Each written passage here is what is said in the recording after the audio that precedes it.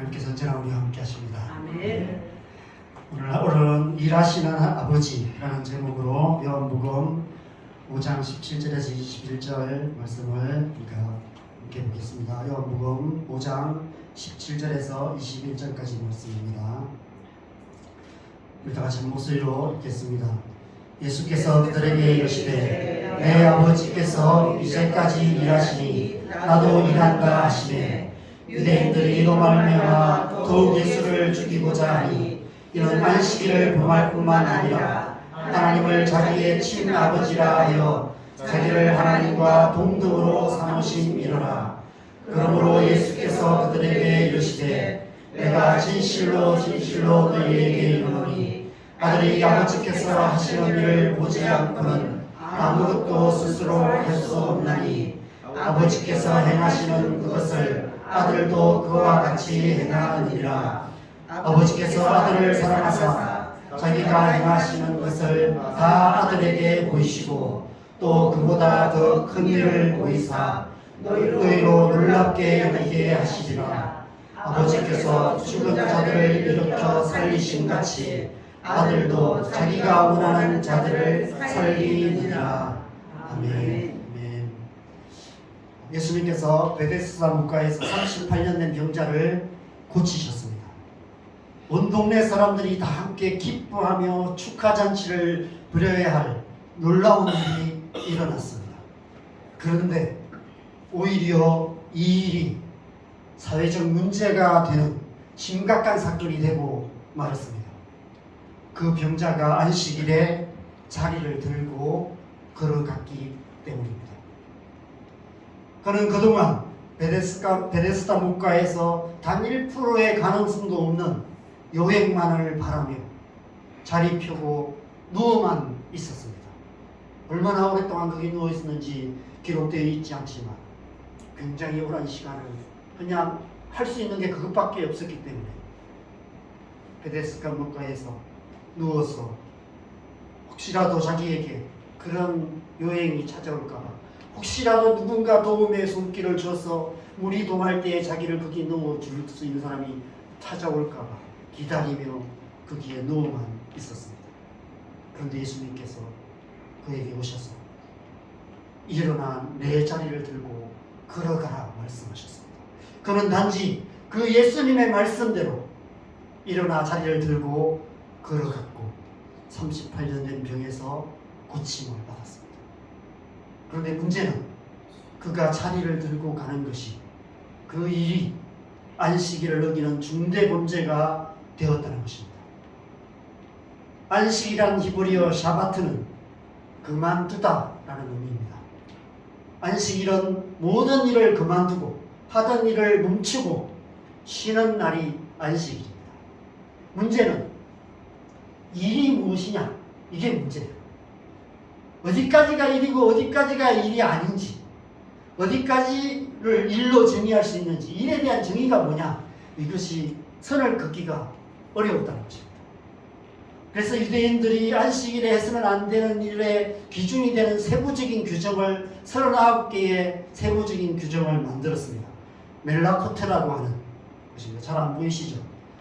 보시면 바느질로부터 시작해서 밭가는 일, 농작물 거두는 일, 실로 뭔가를 만드는 일, 이런 짐승을 잡는 일, 또 여러 가지 집을 짓고 부수는 일, 여기 보면 32번에 보면 2글자를 쓰는 일, 글자를 지우는 일, 불 켜는 일, 불 끄는 일, 마지막에는 물건을 한 곳에서 다른 곳으로 옮기는 일까지 포함해서 이런 39가지의 일에 대한 기준, 이것을 기준으로 일인지 아닌지를 판단하는 그런 기준들을 만들었습니다. 아마 이런 일들은 당시 생활에서 주로 했던 일상의 일들을 모아놓은 것 같습니다. 당시의 생활성을 반영해 주기도 하죠. 여기에 이제 좀 더 엄격하게 율법을 지키는 사람들은 이외에도 마실 물을 기르다가 항아리에 붓는 일, 또 무엇을 집 밖으로 내가거나 집 안으로 들여오는 일, 닫힌 항아리를 여는 일, 또 새끼를 낳는 짐승을 도와주는 일, 심지어 자기 아이를 안아주거나 업어주는 일도 일이라고 생각해서 금했습니다. 땅에 떨어진 물건을 주워서도 안 되고, 집에서 500m 아니면 1km 이상 걸어가서도 안 되는, 가면 갈수록 그런 종교적인 금기 사항들이 많아져 가기 시작했습니다. 오늘날도 유대인들 가운데는 율법을 엄격하게 지키는 사람들은 안식일에는 운전을 하지 않는다고 합니다. 그래서 엄격하게 율법을 지키는 마을에 차를 타고 가면 잘못하면 돌을 맞을 수도 있다라고 얘기합니다. 비가 와도 우산을 쓰지 않습니다. 왜냐하면 우산을 펴는 것이 일이기 때문에. 불을 피우지 말라는 규정 때문에 전기 스위치도 켜지 않고, 음식을 조리할 수가 없기 때문에 전날 음식을 만들어 놓은 음식을 안식일에 먹습니다. 냉장고 문을 여는 것도 일이기 때문에 안식일에는 냉장고를 사용할 수가 없습니다. 엘리베이터를 타기 위해서 버튼을 눌러야 되는데 버튼을 누르는 것은 일이기 때문에 안식일에는 엘리베이터가 하루 종일 자동으로 매 층마다 섰다가 문 열렸다가 닫혔다가 계속해서 그렇게 한다고 합니다. 이스라엘은 고층 건물을 짓기 어려운 것입니다. 100층 되는 건물을 한번 생각해 보십시오. 100층 되는 건물 안식일에 엘리베이터를 타면 매 층마다 섰다가 문 열렸다가 또 문 닫힐 때까지, 닫힌 버튼을 누를 수 없잖아요. 그죠? 닫힐 때까지 기다리고. 그래서 100층까지 가려면 아마 1시간은 걸리지 않을까 생각이 들었습니다. 그래서 갑자기 음성인식 장치를 개발해서 팔면 돈을 벌 수 있겠다. 열려라, 닫혀라, 몇 층 이렇게 얘기하면 갈 수 있으니까, 그죠? 네, 그런 생각까지 들었습니다. 예수님께서 일어나 내 자리를 두고 걸어가라 라고 말씀하셨다면 큰 문제가 되지 않았을 수 있겠다 생각이 들었습니다. 그런데 일어나 내 자리를 들고 걸어가라 라고 말씀하셨어요. 우리말로 한 글자 차이였습니다. 두고와 들고. 내 자리를 두고 내 자리를 들고. 이 한 글자 차이가 예수님을 십자가에 못 박는 굉장히 큰 차이를 만들어 냈던 것이죠. 예수님께서 이 한 글자에 생명을 거셨습니다. 왜 그러셨을까요? 이런 결과가 될지 모르셨을까요? 사도 요한이 이 사건을 중요하게 기록한 이유가 무엇일까요? 예수님께서 이 땅에 오신 이유가 바로 이 때문이라는 것입니다. 우리에게 참된 안식을 주시기 위해서라는 것입니다. 지난주에 말씀드린 것처럼 태초에 하나님께서 우리를 하나님의 안식 가운데 창조하셨습니다. 하나님께서 모든 일을 창조하신 모든 일을 마치시고 쉬셨다, 안식하셨다 라는 말씀 이후에 사람을 만드는 이야기를 기록하고 있습니다. 하나님께서 우리를 하나님의 일을 시키기 위해서, 하나님께서 쓰시기 위해서 누군가 일할 사람이 필요하기 때문에 일꾼으로 우리를 만드신 것이 아니라 하나님의 안식 가운데 하나님의 품 안에 거하는 하나님의 자녀로 우리를 만드셨다는 것입니다. 하나님의 형상이라는 의미가 바로 그런 의미죠. 그런데 죄로 인해 하나님의 형상을 잃어버리고 말았습니다. 그래서 에덴의 동편으로 쫓겨나서 먹고 살기 위해서 날마다 수고하고 무거운 짐을 지고 뭘 먹을까, 뭘 입을까, 뭘 마실까 염려하며 내일을 염려하며 미래에 대한 걱정과 두려움 가운데 살아갈 수밖에 없는 아버지 없는 고아 같은 존재가 되어버렸다는 것입니다. 그래서 죽기를 무서워하여 일평생 사단의 종노릇하는 그런 존재가 되었다는 것이죠. 그런 우리를 구원하셔서 다시 하나님의 자녀가 되게 하시고 다시 하나님의 안식 가운데 거하게 하시는 일, 예수님께서 그 일을 하시기 위해 이 땅에 오셨다는 것입니다. 예수님께서 안식일에 병자를 고치시고 단 한 글자 차이로 안식일 논쟁을 촉발시키신 이유가 바로 이 때문이라는 것입니다. 이 일이 예수님께서 생명을 거실 만큼 중요한 일이라는 것입니다. 이것이 예수님의 사명이었다는 것이죠. 우리를 안식하게 하는 일, 온 땅과 열방을 안식하게 하는 일, 그 그것이 예수님의 사명이었고 그것이 교회의 사명이기도 합니다. 하나님의 나라, 하나님의 품 안에 거하는 안식하는 나라, 그 나라를 이루는 것, 그것이 예수님의 사명이었던 것이죠. 유대인들은 안식일의 중요성을 알았습니다. 안식일이 얼마나 중요한지를 알았습니다.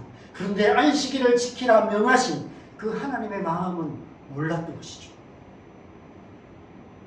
안식일이 사람을 위하여 있는 것이 아니요 사람이 안식일을 위하여 안식일이 사람을 위하여 있는 것이요 사람이 안식일을 위하여 있는 것이 아니니라고 말씀하신 이 예수님의 말씀의 의미가 뭔지를 그들은 몰랐습니다. 안식일이 사람을 위해서 있는 것이라는 사실을 몰랐어요. 그냥 사람이 안식일을 위해서 있는 거라고 생각했습니다. 이 얘기는 뭐예요? 하나님의 안식을 위해서 사람이 일하는 그런 의미가 되는 것입니다. 그래서 결국 하나님께서 사람을 위해서 주신 안식일 계명으로 말미암아 사람으로 오신 하나님의 아들을 십자가에 못 박고 말았던 것입니다. 이 오늘 본문 17절은 예수님께서 촉발시키신 이 안식일 논쟁의 핵심이 되는 말씀입니다. 내 아버지께서 이제까지 일하시니 나도 일한다 라고 말씀하셨습니다. 예수님께서 유대인들을 충격에 빠뜨리는 두 가지 중요한 사실을 말씀하셨습니다. 이로 인해 유대인들이 예수님을 죽이려 했다는 것입니다. 예수님께서 하나님을 내 아버지라고 부르셨어요. 이 호칭에 유대인들은 발끈할 수밖에 없었습니다. 지금까지 하나님을 이렇게 친밀하게 부르는 사람을 본 적이 없었기 때문입니다. 어느 영화에 지금까지 이런 통닭은 없었다. 이것은 뭐 통닭인가 갈비인가 이런 대사가 있는 것처럼 지금까지 하나님을 이렇게 부르는 사람을 한 번도 본 적이 없었어요. 하나님을 내 아버지, 마치 유치원 어린아이가 친구에게 자기 아빠 자랑하듯이 우리 아빠 이런 아빠야, 우리 아빠 선생님이야, 우리 아빠 의사 선생님이야 이렇게 자랑하듯이 내 아버지라고 부르셨다는 것입니다. 감히 하나님을 그런 식으로 부르다니. 구약의 율법 아래에서 유대인들에게 하나님은 믿음의 대상이지 관계의 대상이 아니었습니다. 낮고 낮은 이 땅에 거하는 인간이 어떻게 지극히 높은 곳에 계신 하나님과 관계를 맺을 수 있겠습니까? 인간이라는 존재는 그냥 이 땅에서 하나님께서 주신 율법을 잘 지켜 행함으로 하나님 눈 밖에 나지 않는 것이 그들이 생각하는 신앙생활이었던 것이죠. 그리고 오늘날 우리 가운데도 많은 분들이 이런 신앙생활을 하고 있는 것 같습니다.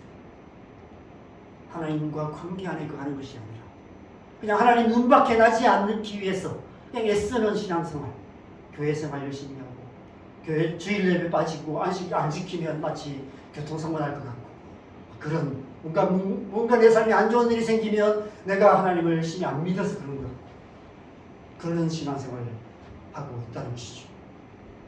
하나님을 믿지만 지금 여기 나와 함께 하시는 하나님이 아니라 저 높은 하늘에 멀찍이 서서 우리를 지켜만 보고 계시는 잘하나 잘못하나 감시하고 계시는 그런 하나님으로 생각하는 것이죠.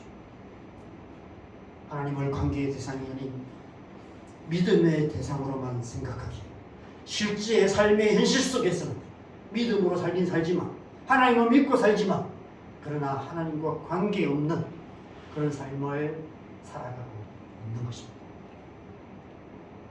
유대인들의 신앙생활이 그러했습니다.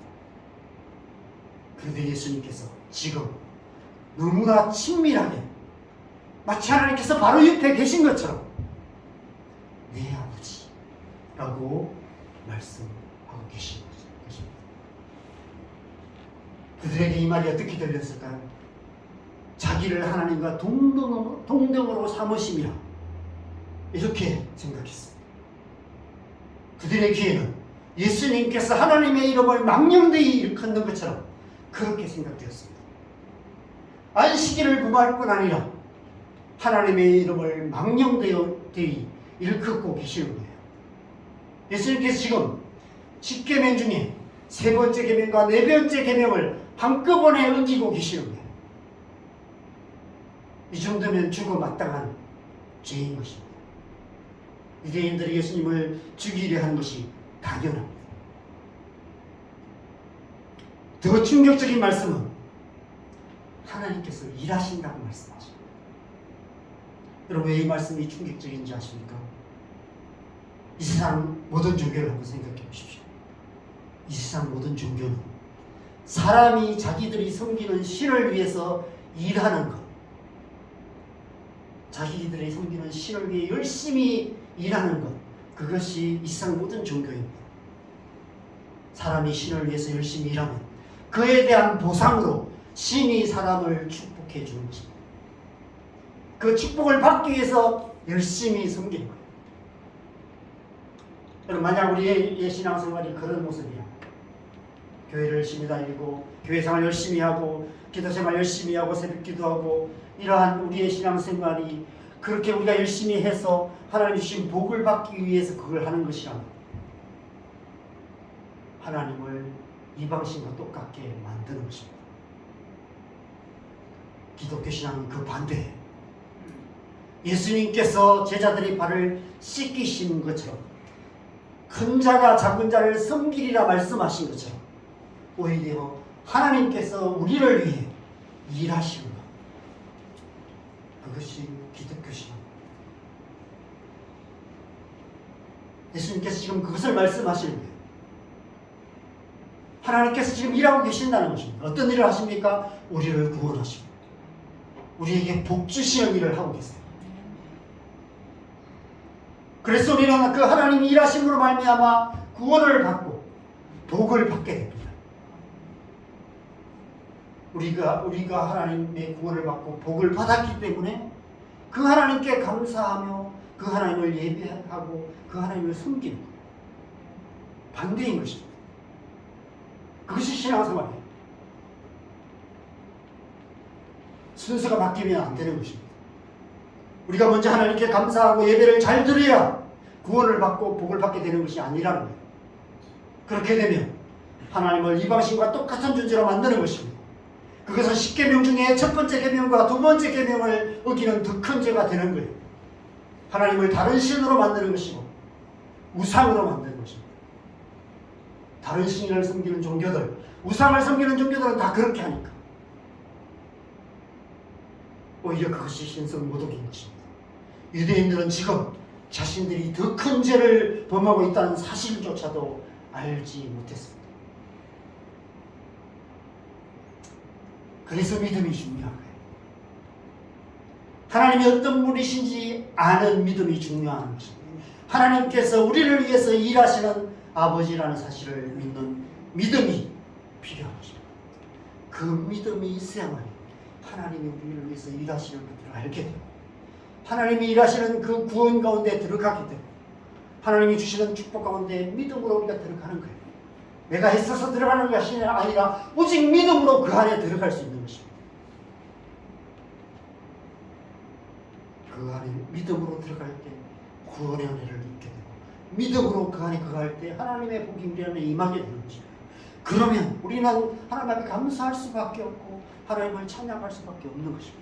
그래서 하나님을 예배하는 것이고, 그 나아가 그 하나님을 기쁨으로 섬기게 되는 것입니다.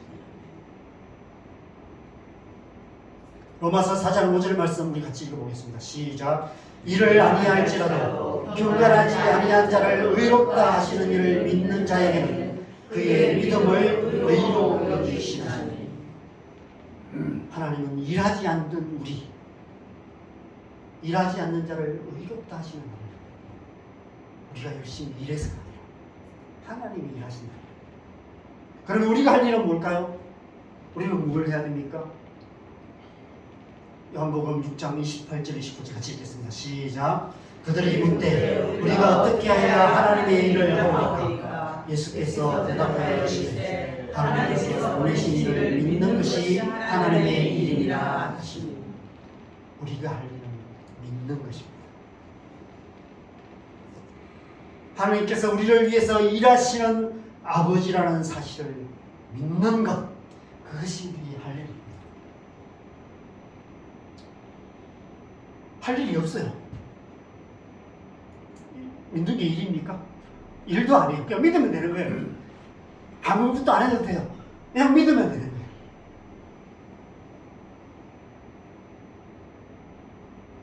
이 세상에 가장 쉬운 종교가 기독교예요. 안 믿을 이유가 없어요. 못 믿을 이유가 없어요. 어려울 게 하나도 없는 겁니다. 그냥 믿기만 하면 되는 거예요. 어린아이도 할 수 있는 겁니다. 누구나 할 수 있는 거예요. 누구든지 언제든지 어디서든지 오직 믿기만 하면, 오직 예수, 오직 믿음으로 구원을 얻고 복을 얻게 되는 겁니다. 하나님께서 우리를 위해서 일하시는 아버지라는 사실을 믿는 것. 솔로몬 성전 입구에 두 기둥이 그것을 의미합니다. 야긴, 그가 세우실 것이다. 보아스, 그에게 능력이 있다.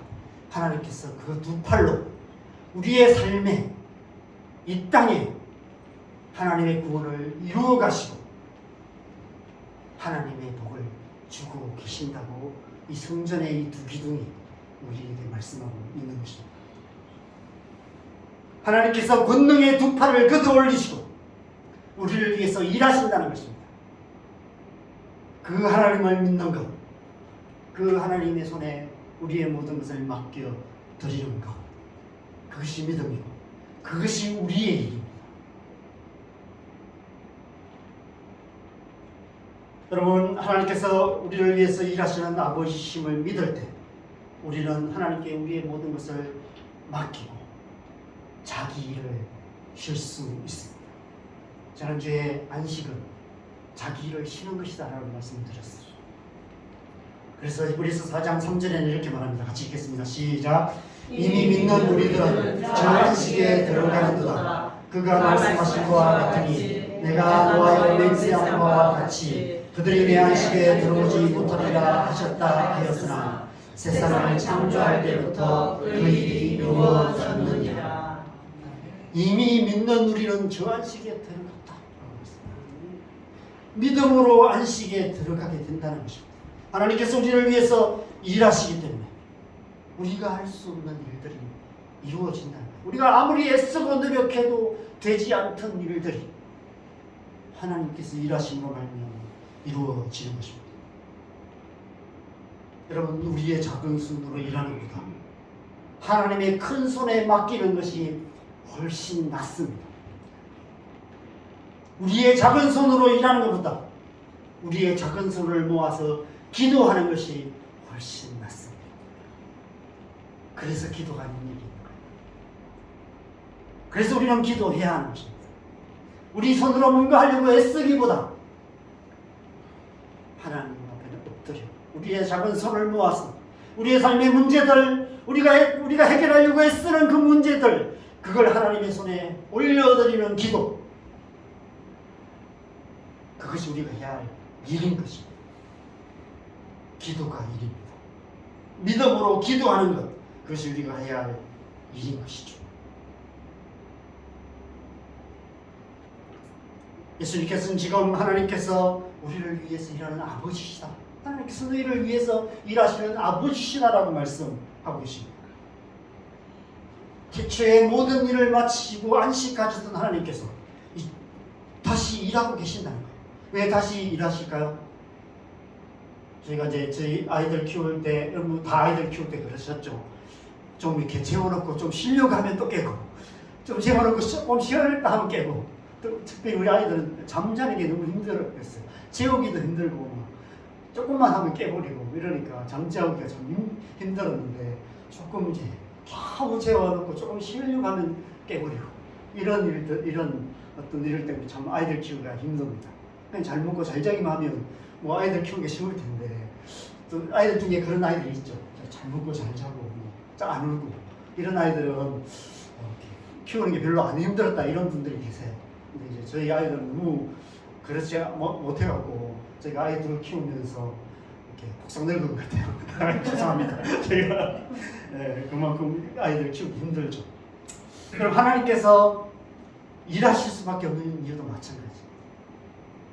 하나님의 안식을 깨우는 사건이 일어났습니다.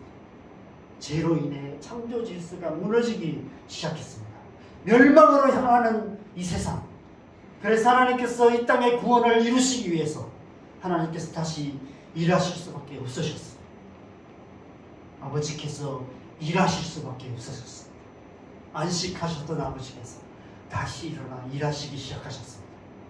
노아에게 방주를 만들게 하시고 아브라함을 부르셔서 믿음의 언약을 주시고 모세를 통해서 이스라엘 백성들을 약속의 땅으로 인도하시고 다윗을 통해 그 땅에 하나님 나라의 모델하우스인 이스라엘 왕국을 세우시고 그럼에도 불구하고 여전히 죄로 인해 무너져가는 이스라엘 왕국에 수많은 선지자들을 계속해서 보내시고 그럼에도 불구하고 완전히 멸망해버린 이 땅에 다시 이제 하나님의 아들 예수님을 보내신 것입니다.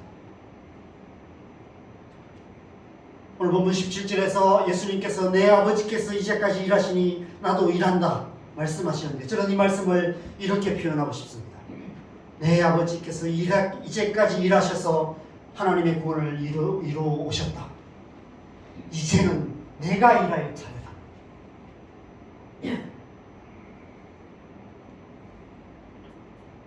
예수님께서 어떤 일을 하실까요? 21절에 아들도 아버지께서 죽은 자들을 일으켜 살리신 같이 아들도 자기가 원하는 자들을 살리느니라. 예수님께서 하실 일, 예수님께서 지금 이 일을 하시러 오셨다는 것입니다. 지금까지, 태초부터 지금까지 구약 모든 시대 가운데 아버지께서 이스라엘 역사 속에 구원을 이루어 오셨다면 이제 예수님이 오셔서 일하시는데 이제부터는 예수님이 일하실 차례인데 예수님께서 하시는 일은 자기가 원하는 자들을 살리시는 그 일을 하신다는 것입니다. 바로 우리를 살리는 일, 그를 믿는 모든 자들에게 영생을 주시는 일, 예수님께서 지금 그 일을 하시기 위해서 십자가로 향하고 계시는 것입니다. 그래서 사도 요한은 오늘 이 38년 된 병자를 고친 이 사건을 예수님께서 십자가로 향하기 시작하시는 첫 사건으로 기록하고 있습니다. 이 사건은 굉장히 중요한 사건이라고 얘기합니다. 이 사건으로부터 시작해서 예수님께서 이제 십자가로 향하기 시작하셨어요. 예수님께서 일하기 시작하셨습니다. 예수님께서 일을 하러 오셨다는 거예요. 사복음서에 보면 예수님께서 십자가에서 달려 계시는 동안 7마디의 말씀을 하셨다고 기록되어 있습니다. 그래서 십자가상에서 7가지 말씀이라고 해서 가상칠언, 십자가상의 7가지 말씀이라고 합니다. 요한복음에는 그 중에 3말씀이 기록되어 있는데 가장 마지막에 이 말씀이 기록되어 있습니다. 요한복음 19장 39절에 보면 다 이루었다. 다 이루었다 말씀하시고 운명하셨습니다. 다른 말로 하면 내 할 일 다 했다. 이 땅에 오셔서 하실 일을 다 하셨다는 거예요. 예수님의 일을 다 마치셨다는 것입니다. 그런데 31절에 보면 이날은 준비일이라고 말합니다. 안식일 전날이었어요. 뭘 마치셨을까요? 안식할 준비가 다 끝났다. 하나님의 안식을 위한 준비를 끝내셨다는 거예요. 우리를 안식에 들어가게 하시는 준비가 다 끝났다는 거예요. 예수님께서 하실 일을 다 마치시고 그래서 예수님께서 안식 후 첫날 부활하시고 40일 후에 성천하셨습니다. 예수님께서 하실 일을 다 하셨기 때문에 더 이상 이 땅에 계실 이유가 없으셨죠. 부활 성천하신 거예요. 우리의 죄를 대속하시는 일, 십자가에서 자기 죄를 찢으심으로 성전의 휘장을 찢으심으로 누구든지 믿음으로 구원을 얻게 되는 길을 만드시는 그 일을 다 이루신 것입니다. 우리 요한복음 14장 6절과 히브리서 10장 20절 말씀을 연속해서 같이 읽겠습니다. 시작. 예수께서 이르시되 내가 곧 길이요 진리요 생명이니 나로 말미암지 않고는 아버지께로 올 자가 없느니라. 그 길은 우리를 위하여 휘장 가운데로 열어놓으신 새로운 살 길이요 휘장은 곧 그의 육체이라. 예수님께서 자기 육체로 우리가 아버지께로 가는 새로운 길을 열어놓는 그 일을 다 마치시고 부활 성천하셨습니다. 그러면 예수님께서는 지금 어디 계신가요? 로마서 8장 34절 같이 읽겠습니다. 시작. 누가 존재하여 죽으실 뿐 아니라 다시 살아나신 이는 그리스도 예수시니 그는 하나님 우편에 계신 자여 우리를 위하여 간구하시는 자시니라. 예수님은 지금 보좌 우편에 계십니다. 이 땅에서 하실 일 다 마치시고 부활 승천하셔서 보좌 우편에 계세요. 그렇다면 지금 이 땅에는 누가 일하고 계실까요? 예수님께서 부활 승천하시면서 내가 할 일 다 마쳤다, 이제 너희들끼리 잘해봐라 그러고 올라가셨을까요? 예수님께서 제자들에게 또 다른 보혜사를 주실 것을 약속하셨어요. 요한복음 14장 16절입니다. 같이 읽겠습니다. 시작. 내가 아버지께 구하겠으니 그가 또 다른 보혜사를 너희에게 주사 영원토록 너희와 함께 있게 하리라. 보혜사란 말 우리가 잘 알듯이 늘 곁에 계시며 우리를 돕는 분이라는 뜻입니다. 그래서 우리에게 성령을 주시네요. 그래서 오순절날 성령께서 강림하셨습니다. 그래서 성령께서 모든 믿는 자들과 함께 계시고 교회 안에 함께 계시고 이제는 성령께서 일하고 계십니다. 구약시대는 아버지께서 일하셨다면 예수님께서 오셔서 이제 예수님이 하신 일을 마치시고 부활 승천하시고 이 땅에 성령을 보내주셨습니다. 그때부터 지금까지, 그때부터 예수님이 다시 오시는 마지막 날까지 성령께서 일하시는 성령의 시대를 우리는 살아가고 있는 것입니다. 성령께서 무슨 일을 하십니까? 아버지께서 하셨던 그 일, 예수님께서 하셨던 그 일, 우리를 하나님의 안식에 들어가게 하시는 그 일을 하시는 것입니다.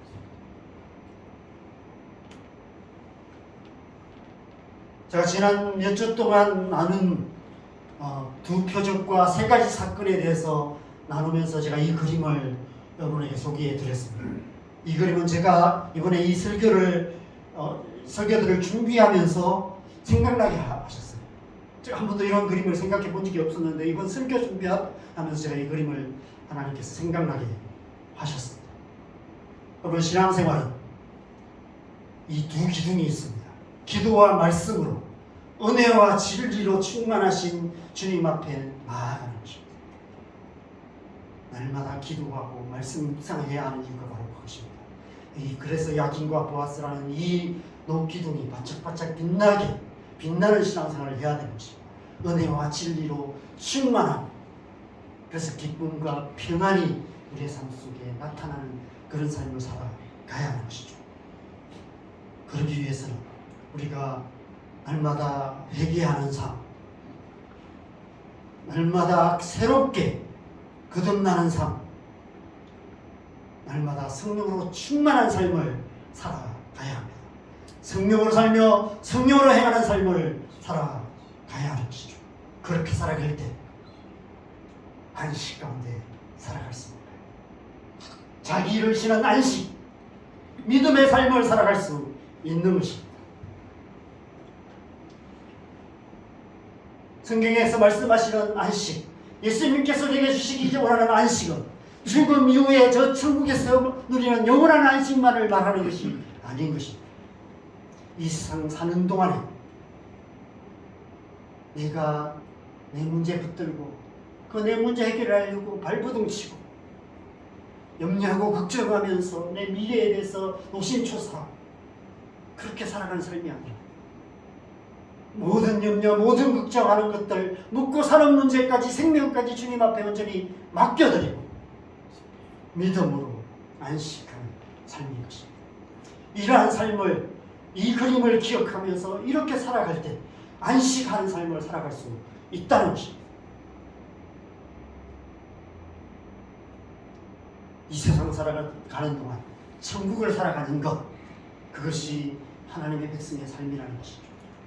성령으로 충만하여서 성령으로 살며 성령으로 행하는 것입니다. 성령께서 우리와 함께 계세요. 태초에 천지를 창조하실 때 수면위를 운행하셨던 성령께서 지금 이 시대에 이 땅 가운데, 우리 가운데 역사하고 계십니다. 동일하게 일하고 계세요. 우리를 하나님의 안식 가운데 들어가게 하시기 위해서 지금도 일하고 계시는 것입니다. 혹시 그 믿음으로, 우리 함께 계시는 그 성령님에 대한 믿음으로 우리는 성령으로 살며 성령으로 행하는 삶을 살아갈 때 우리의 삶 속에 성령의 충만한 은혜가 있는 것입니다. 그렇게 우리는 아버지의 품 안에 안겨서 안식하며 살아가는 것, 그것이 신앙생활입니다. 그것이 참된 신앙생활인 것입니다. 믿음이 필요해요. 그 믿음. 그런데 문제는 그 믿음이 우리 안에 없습니다. 그 믿음이 흔들려요. 삶에 문제가 생기면 여전히 또 어떡하지? 어떻게 살지? 이런 고민을 하게 됩니다. 이게 우리의 연약함이죠. 그래서 날마다 기도와 말씀 또 주님 앞에 나아가고, 그렇게 나아갈 때 은혜와 진리의 말씀이 우리 임하시고 날마다 회개하고 날마다 다시 또 새롭게 되고 날마다 성령 충만하여서 다시 모든 것 하나님께 맡기고 안식하는 삶을 살아갈 수 있게 되는 것입니다. 그렇게 날마다 살아가는 것, 하루하루 그렇게 살아갈 때 우리의 삶 속에 하나님의 나라가 이루어지게 되는 것이죠. 이 한 주간 저와 여러분의 삶이 그런 삶 되기를 바랍니다. 믿음으로 그 안식 가운데 들어가 하나님이 주시는 안식을 맛보고 누리는 복된 한 주간 되시기를 주님의 이름으로 간절히 축원합니다. 함께 찬양하겠습니다. 찬송가 438장 우리의 영혼이 은총이고 찬양을 함께하고 기도하시기 바라겠습니다.